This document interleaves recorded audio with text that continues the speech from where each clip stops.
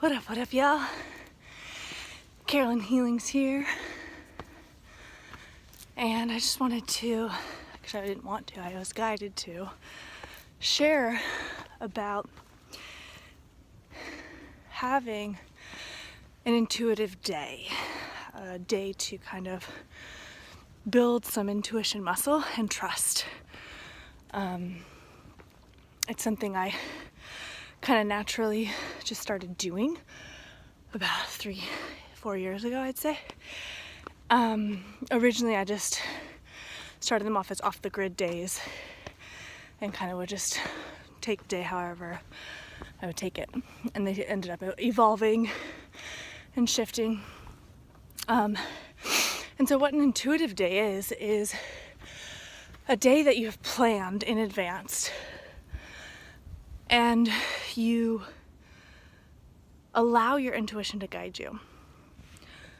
Waking up and getting no plan, but asking, where should I go? What should I do? Guide me. You might get the beach, you might go for a hike, and then you continue to sense and feel that intuitive sense of where to go next. Just now, that's what I'm doing. I didn't really have an intention for it, it just kind of happened, which is how I've now shifted into my muscle and developed into a new form of my off-the-grid intuitive days. And what I was guided to do was actually turn down a trail on my hike that I've never been down before. And if I had had stuff planned later or felt I needed to be somewhere at a certain time, I wouldn't have felt safe taking that step. I wouldn't feel safe in that.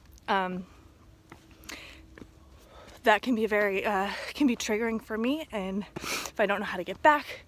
But that's all when I'm in a different state of mind. Right now I'm in a very free-flowing and channeled vessel, and so I'm listening to the universe, I'm listening to God, listening to my intuition.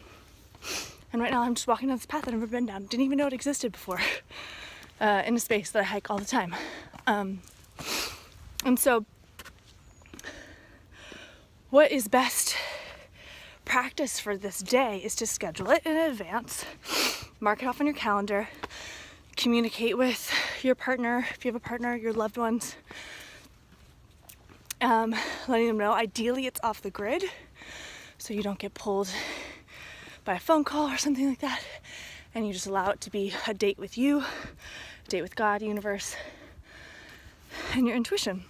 And another best practice is to have a day at least within a couple days before where it's a day off for you. So having that specific day off be a day of rest and recuperating, so that if you don't do that, what would happen is that off the grid intuitive day would end up being that rest day for you, because your spirit and intuition work together. And so if you haven't rested, that's what you'll end up doing that day, which is fine, totally fine. But that's why it's good to schedule a day where you kind of chill, maybe Netflix, rest, chill, so that you can utilize the intuitive day as a creation, an expansion, a source day. Yeah. I'm looking forward to wherever this trail's leading me. I have no idea, and I feel great with it.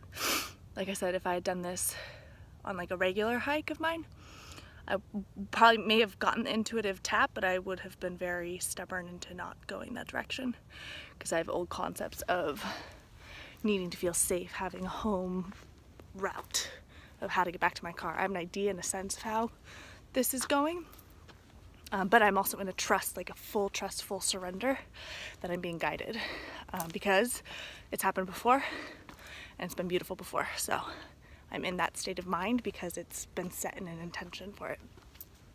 Yeah. So enjoy. Have fun with your intuitive off-the-grid days. I would love to hear about them. Keep on keeping on, y'all.